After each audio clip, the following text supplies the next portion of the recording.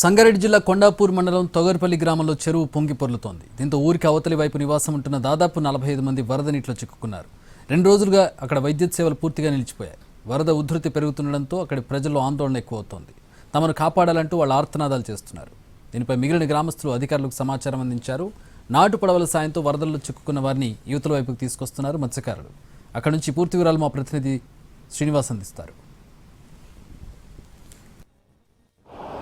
సంగారెడ్డి జిల్లా తోగర్పల్లి చెరువు పొంగి పొర్లుతుంది. దీంతో చెరువుకు అవతలి వైపు ఉన్నటువంటి దాదాపు 9 మంది కుటుంబాలు అంటే సుమారు 45 మంది వారికి రాకపోకలు బంద్ కావడంతో మాత్రం వారికి నాటు పొడవలో వాటిని తీసుకొస్తున్నటువంటి పరిస్థితి అయితే ఉంది. మనం విజువల్స్లో చూసుకోవచ్చు. గత 2-3 రోజులుగా కురుస్తున్నటువంటి భారీ వర్షాలకు మాత్రం వారంతా కూడా అటు జలదిగ్బంధంలో చిక్కుకున్నారు. మనం కనిపిస్తున్నటువంటి చెరువు ఏదైతే ఉందో ఈ చెరువు అంతా కూడా పూర్తిగా పొంగి పొర్లడంతో వారు మామూలుగా కూరగాయలకు రావాలన్నా ఏమైనా పనులకు రావాలన్నా కూడా ఈ చెరువు దాటి రావాల్సి ఉంటుంది. కానీ చెరువు అంతా కూడా గత 2 రోజులుగా పొంగి పొర్లుతుండడంతో మాత్రం వారంతా పూర్తిగా వరదల్లోనే చిక్కుకున్నటువంటి పరిస్థితి. వారికి రాకపోకలు బంద్ అయ్యాయి. అదేవిధంగా భారీ వర్షాలకు భారీ వరదలకు విద్యుత్ స్తంభాలు తెగిపోవడంతో వారికి విద్యుత్ సరఫరా కూడా పూర్తిగా నిలిచిపోయింది. దీంతో వారంతా కూడా బిక్కుబిక్కుమంటూ కాలం గడిపారు. తమను కాపాడాలంటూ తమను అవతల వైపు తీసుకెళ్లాలని ఆర్తనాదాలు చేయడంతో మాత్రం గ్రామస్తులు ఇటు అధికారులకు సమాచారం ఇచ్చారు. అయితే అధికారులు వెంటనే తేరుకొని స్థానికంగా ఉన్నటువంటి మత్స్యకారుల నాటు పడవ ఏదైతే ఉందో ఆ నాటు పడవను వాళ్ళు ఆశ్రయించడం జరిగింది. నాటు పడవలో తొగర్పల్లి కావచ్చు, అదేవిధంగా ఇతర గ్రామాలకు చెందినటువంటి మత్స్యకారుల సహాయంతో మాత్రం వారిని బయటికి తీసుకొచ్చే ప్రయత్నం అయితే చేస్తున్నారు. ఇప్పటి వరకు కూడా సుమారు 30 మందిని అయితే రెస్క్యూ చేశారు.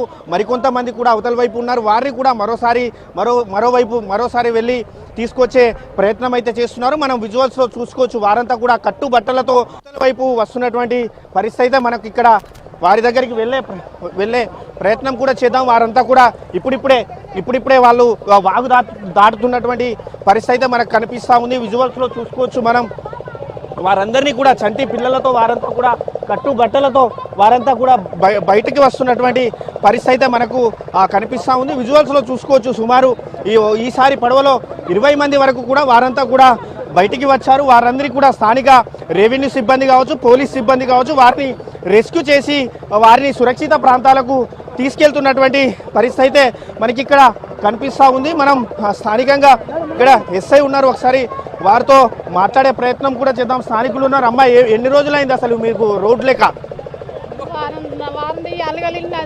నీళ్ళు లేదు, అన్నం లేదు సార్. మాకు ఏం ముట్టలేవు. ఎన్ని రోజులైంది? ఈ వారం రోజులు అండి. మాకు ఇండ్లు ఇవ్వండి సార్. మేము ఇక్కడ ఉండలేకపోతున్నాం. మేము ఉండలేకపోతున్నాం. మాకు ఇండ్లు ఇవ్వండి. మాకు అలుగులు పాములు మంచిగా లేవు. మనం వారిని ఇప్పుడిప్పుడే బయటికి తీసుకొస్తున్నటువంటి పరిస్థితి అయితే మనకి ఇక్కడ కనిపిస్తున్నటువంటి సిచ్యువేషన్ అయితే మనకు కనిపిస్తుంది. రెవెన్యూ సిబ్బంది కావచ్చు, పోలీస్ సిబ్బంది కావచ్చు, వారిని రెస్క్యూ చేసి సురక్షిత ప్రాంతాలకి తీసుకువెళ్తున్నారు. మనం విజువల్స్లో చూసుకోవచ్చు. వారందరినీ కూడా సురక్షిత ప్రాంతాలకు తీసుకువెళ్తున్నారు. దీంతో వారంతా కూడా రెవెన్యూ సిబ్బందికి, పోలీస్ సిబ్బందికి కృతజ్ఞతలు తెలియజేస్తున్నటువంటి సిచ్యువేషన్ అయితే మనకి ఇక్కడ కనిపిస్తూ ఉంది. సంగారెడ్డి జిల్లాలో భారీ వర్షాలతో మాత్రం ఇప్పటికే కొన్ని గ్రామాలకు రాకపోకలు బంద్ అవుతున్నటువంటి నేపథ్యంలో ఈ గ్రామం అవతలి వైపుకే ఉంటుంది. కూతవేటు దూరంలో ఉన్నా కూడా వారికి రాకపోకలు కొనసాగించే పరిస్థితి అయితే లేదు. దీంతో వారంతా కూడా రెస్క్యూ చేసినటువంటి సిబ్బందికి మాత్రం వారు కృతజ్ఞతలు తెలుపుతున్నటువంటి సిచ్యువేషన్ అయితే మనకి ఇక్కడ కనిపిస్తున్నటువంటి సిచ్యువేషన్ అయితే కనిపిస్తుంది. మొత్తంగా మాత్రం వారు దాదాపు సుమారు ఇప్పటికే 20-30 మందిని రక్షించారు. ఇంకొంతమందిని కూడా సురక్షిత ప్రాంతాలకు తీసుకొచ్చే పరిస్థితి మనకి ఇక్కడ కనిపిస్తూ ఉంది. కెమెరామ్యాన్ రమేష్తో శ్రీనివాస్, ఎన్టీవీ, ఉమ్మడి మెదక్.